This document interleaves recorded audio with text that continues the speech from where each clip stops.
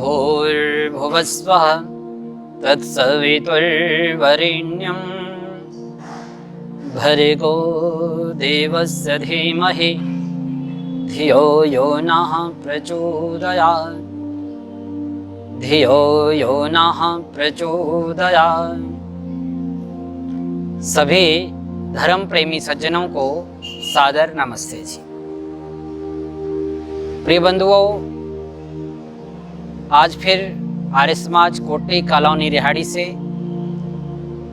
मैं चंदलाल शास्त्री अपने प्रिय सखा वरुण शर्मा के साथ उनके सहयोग से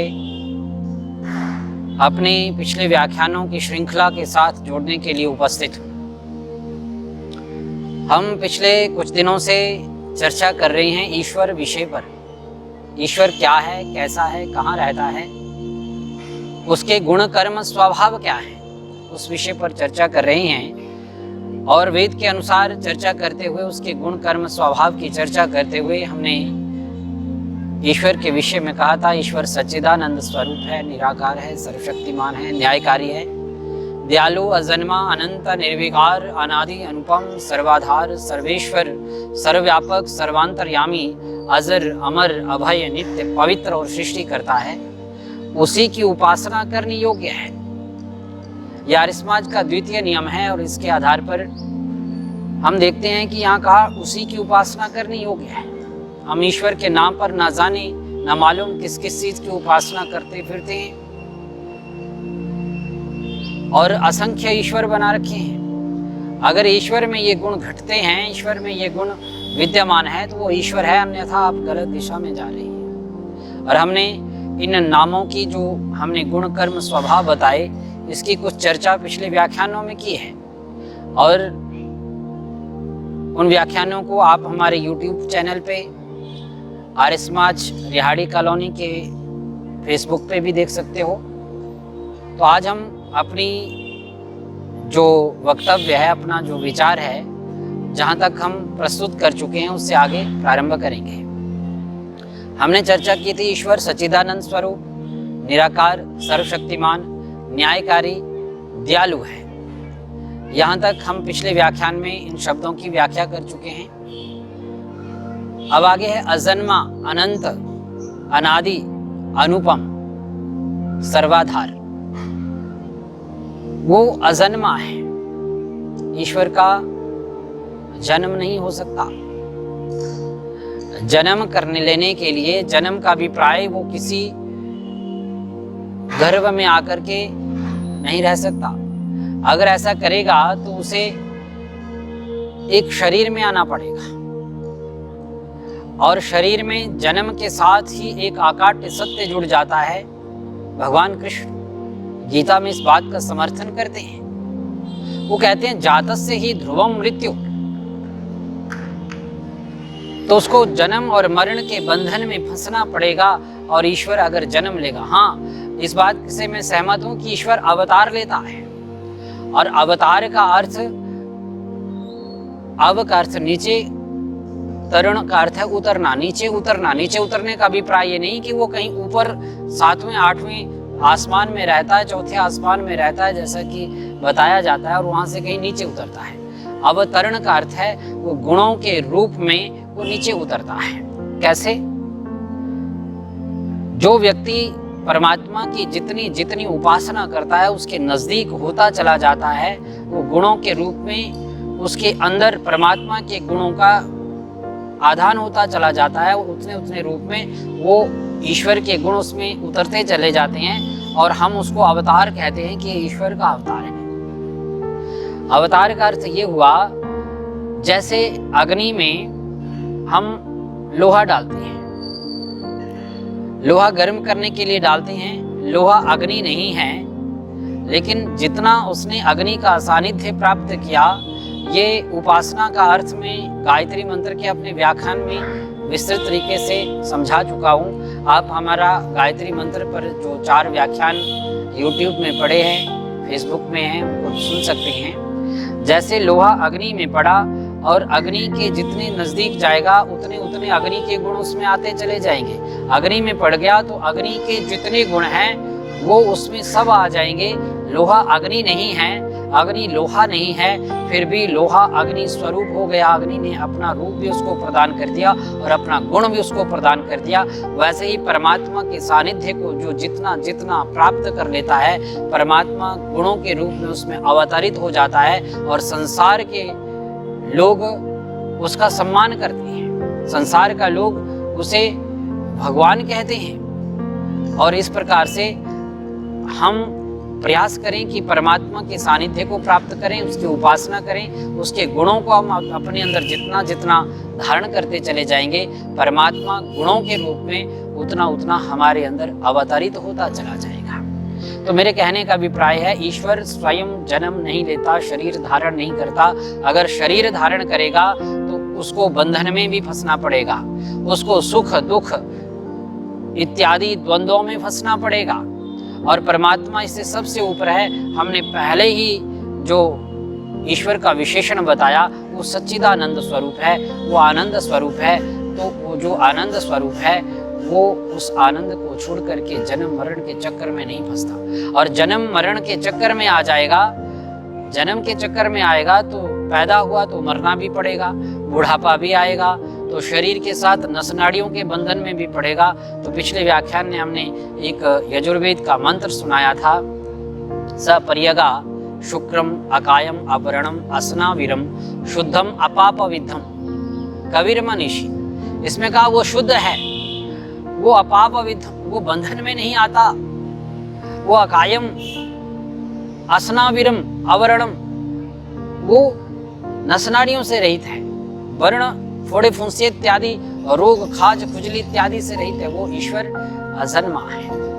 फिर कहा अनंत, उसका कोई अंत नहीं है। हम गहराई से जब विज्ञान को पढ़ते हैं, मैं पृथ्वी कैसे परिक्रमा करती है, सूर्य के इर्द गिर्द कैसे घूमती है, उसके थोड़ा सा अध्ययन कर रहा था।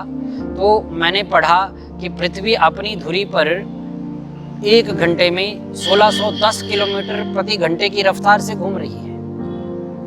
हम जहां बैठे हैं ये 1610 घंटे की प्रति रफ्तार से घूमेगी, तभी तो 24 घंटे बाद उसी जगह पहुंचेंगे। और पृथ्वी इतनी बड़ी है तो इतनी रफ्तार से गोलाई में घूम रही है। और ऐसे घूमते हुए वो सूर्य की जो परिक्रमा कर रही है वो 365 दिन 5 घंटे कुछ मिनट कुछ सेकंड तक वो एक परिक्रमा पूरी करती है। और सूर्य की परिक्रमा करने की जो परिधि है, जिसको हम क्रांति वृत्त कहते हैं, उसको इतनी स्पीड से कर रही है कि 17 लाख 7 लाख या कुछ इस तरह से मैंने वो पढ़ा था, लाखों किलोमीटर प्रति घंटा की रफ्तार से चल रही है। वो परमात्मा एक पृथ्वी, उसके इर्द गिर्द उसके उपग्रह घूम रहे हैं और ऐसे असंख्य उपग्रह वो एक सौर मंडल में पाए जाते हैं। और हम ये कह दें कि साइंस ने इतनी खोज कर ली और बस इतना ही है, ऐसा तो नहीं कह सकते। 4 साल बाद हमें पता लगता है कि कोई नई खोज हुई और नए सौर मंडल, नए ग्रहों की, और हम देखते हैं कि उसके आगे भी कुछ है। तो परमात्मा अनंत है, उसका कोई अंत नहीं है, अनादि और उसका आदि भी नहीं है। वेद का एक मंत्र आता है संध्या में, सूर्य चंद्र मसो धाता यथा पूर्वम कल्पयत दिवम च पृथ्वीम च अंतरिक्षम। वो जैसे सूर्य चंद्र पहले बने थे, प्रलय से पहले, उसकी ज्ञान में भी न्यूनता नहीं आती। प्रलय से पहले जैसे सूर्य चंद्र मसो धाता यथा पूर्वम अकल्पयत, जैसे पहले बनाए थे वैसे उसके ज्ञान में भी। हम देखो बचपन में होते हैं, बचपन से थोड़े से बड़े होते हैं तो हमारे भूल भुलैया शुरू हो जाती है, हमें वो पुरानी घटना थोड़ी धूमिल से याद आती है। और बड़े होते हैं तो जैसे जैसे आगे बढ़ते जाते हैं, पीछे पीछे की जो स्मृतियां वो धूमिल होती चली जाती हैं। कोई विशेष ही स्मृति रह जाती है, अन्यथा सब धूमिल होती जाती है। हमारे ज्ञान में न्यूनता आती चली जाती है, पूर्व का पढ़ा हुआ सोचा हुआ वो विस्मृत होता चला जाता है। लेकिन ईश्वर के ज्ञान में कभी न्यूनता नहीं आती, वो अनादि है। तो हमने अभी चर्चा की, ईश्वर अजन्मा, अनंत, अनादि, अनुपम, उसकी उपमा, उसकी तुलना किसी और से नहीं की जा सकती। सूर्य है, सूर्य अपने आप में स्वतः प्रमाण है। सूर्य को दिखाने के लिए किसी और उपकरण की आवश्यकता नहीं पड़ती कि कभी कोई टॉर्च दिखा करके दिखाता कि देखो भाई सूर्य ऐसा है, कोई मोमबत्ती जला करके, कोई दीपक जला करके सूर्य को दिखाने की आवश्यकता नहीं पड़ती, क्योंकि ये इससे बड़ा प्रकाश पुंज है और वे अपने आप में स्वतः प्रमाण है। सूर्य को किसी और प्रमाण की आवश्यकता नहीं पड़ती और उसकी उपमा किसी और से नहीं की जा सकती। बोले सूर्य का प्रकाश कैसा जी, तो हम क्या कहेंगे इस दीपक जैसा है। नहीं, सूर्य की उपमा दीपक से नहीं की जा सकती। और कठोपनिषद में कहा है कि हजारों हजारों सूर्य एक साथ प्रकाशित हो जाए तो भी उस परमात्मा के प्रकाश का पार नहीं पा सकते। तो परमात्मा तो ऐसे असंख्य सूर्यों को, इस सूर्य की अग्नि की जो शक्ति है वो कहाँ से, वो ईश्वर है। तो कहा परमपिता परमेश्वर अनुपम है, उसकी उपमा किसी से नहीं की जा सकती। वो एक है, वो तत्व है, उसके सिवा उस जैसा दूसरा नहीं हो सकता। उसकी तुलना, उसकी उपमा कोई उदाहरण देकर के हम नहीं समझा सकते कि परमात्मा कैसा है, बोले उसको देख लो उसके जैसा है। नहीं, वो परमात्मा अनुपम है, वो सर्वाधार है, सबका आधार है। मैंने पहले भी चर्चा की, इतने बड़े बड़े खगोल पिंड जिनको एक थोड़ी सी चीज को हमने उठाए रखना हो, 1 घंटे तक हाथ में हमारे 10 किलो वजन दे दिया जाए तो 1 घंटे बाद वो 2 क्विंटल का लगने लगेगा, थक जाते, हम नहीं उठा सकते। लेकिन ऐसे ऐसे असंख्य खगोल पिंडों को वो गति भी दे रहा है, और गति भी 1 सेकंड की देरी नहीं होती।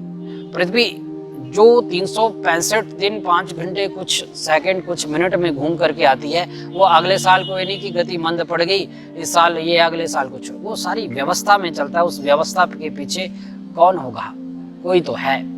ये व्यवस्था अपने आप नहीं हो सकती कि आज, तो फिर तो ऐसे होता कि आज इतनी जल्दी हो गया, कल थोड़ा लेट हो गया, कोई दिक्कत नहीं।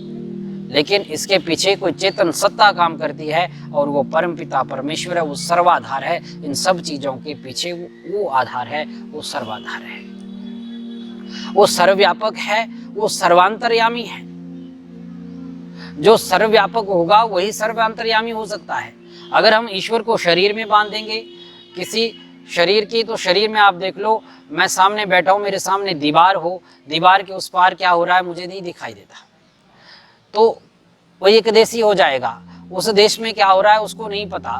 तो जो सर्वव्यापक, जो सब जगह विद्यमान है, हर जगह कण कण में विद्यमान है, वो सर्वव्यापक ईश्वर का एक नाम विष्णु भी है, हम उसे विष्णु कहते हैं। तो मैंने पहले ही अपने 2-3 व्याख्यान जो पहले हमने डाले उसमें कहा था, विष्णु का अर्थ होता है जो सब जगह विद्यमान है। यह सर्वत्र व्यापनोति इति विष्णु, जो सब जगह विद्यमान है, इसलिए उसको विष्णु भी कहते हैं। तो ईश्वर सर्वव्यापक है। और देखो संसार में बहुत सारी न्यूनताएं आ गई, इसलिए आ गई कि हमने ईश्वर को एक देशी बना दिया, मंदिर में बिठा दिया, मस्जिद में बिठा दिया, गुरुद्वारे में बिठा दिया, कहीं गिरजाघर में बिठा दिया और उसी तक सीमित कर दिया। हमने कहा कि ईश्वर यहाँ रहता है।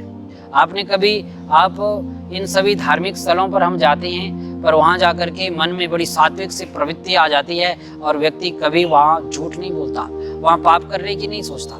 लेकिन जैसे ही बाहर निकलता है तो वो अपने सारे कुचक्करों में फंस जाता है और सोचने लगता है कैसे करूं, क्या करूं, दूसरों को कैसे लूटूं, छीनूं, झपटूं, ये सब सोचता है। पाप मंदिर में करने की क्यों नहीं सोचता? गिरे से गिरा व्यक्ति भी, हीन से हीन व्यक्ति भी मंदिर, मस्जिद, गुरुद्वारा, गिरजाघर में जाकर के एक शांत प्रवृत्ति का हो जाता है और वहाँ पर वो पाप की बात नहीं करता, अपने पाप से तौबा करता है। क्यों? क्योंकि उसके मन में ये बसा है कि यहाँ ईश्वर है। जब हमारे मन में ये बस जाएगा कि ईश्वर सर्वव्यापक है, सब जगह है, फिर तो सब जगह मंदिर हो गया, सब जगह मस्जिद हो गई, सब जगह उसके लिए वो धार्मिक स्थल, उसके अपने लिए वो सबसे पवित्र स्थल हो गया, क्योंकि ईश्वर तो सर्वव्यापक है। और सर्वव्यापक ही नहीं, वो सर्वांतर्यामी भी है। सर्वांतर्यामी, वेद का एक मंत्र याद आ रहा है। मंत्र अथर्ववेद का है, यश तिष्ठति तिष्ठति चरति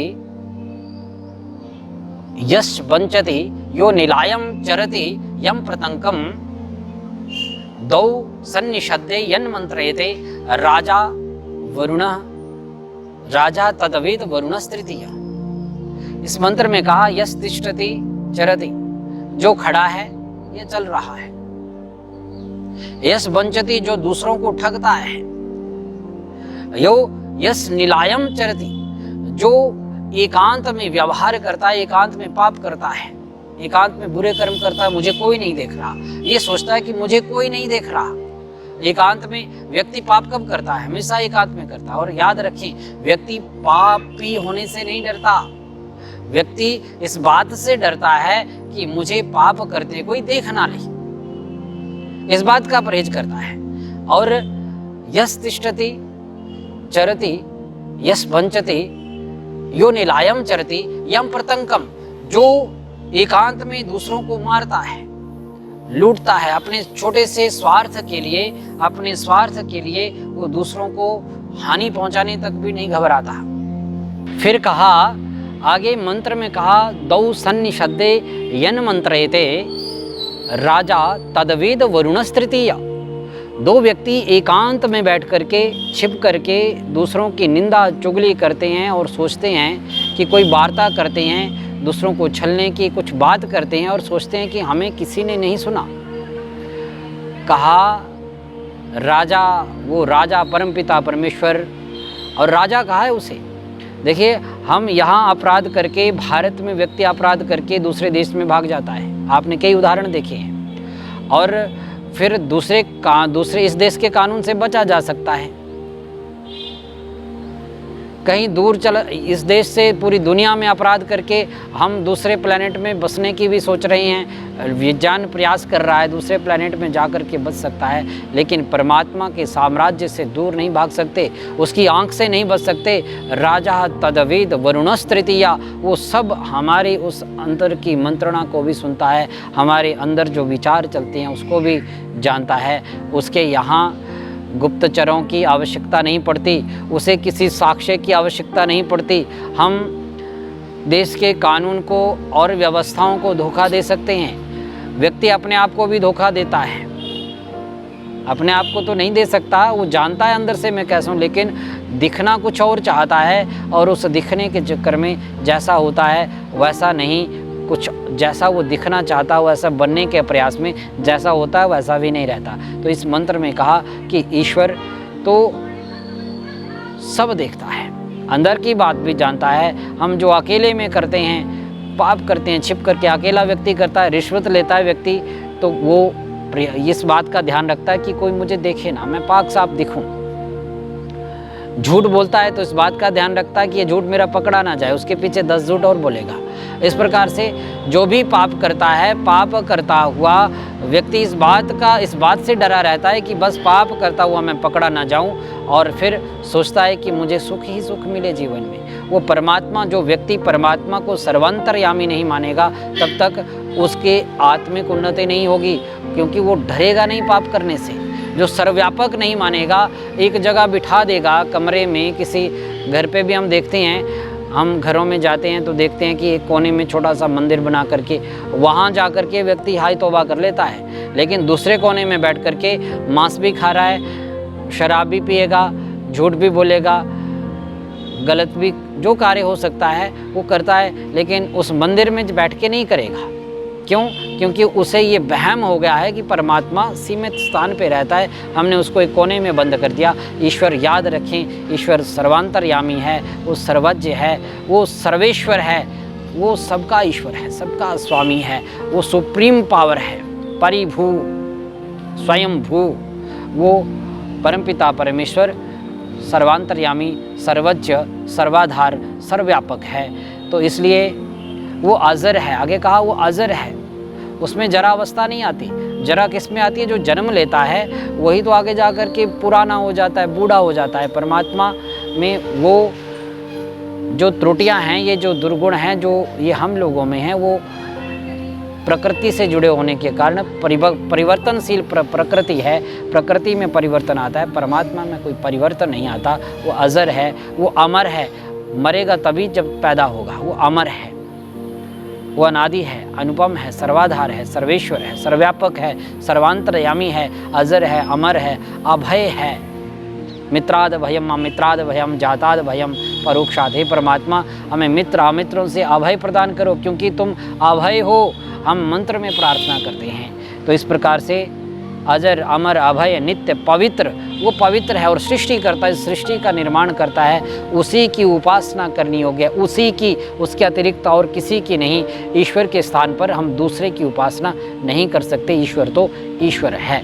तो साथियों, इन्हीं शब्दों के साथ आज पुनः आपसे विदाई लेते हैं। आगे किसी और मंत्र के साथ आपके सामने प्रस्तुत होंगे। ओम शांति शांति शांति।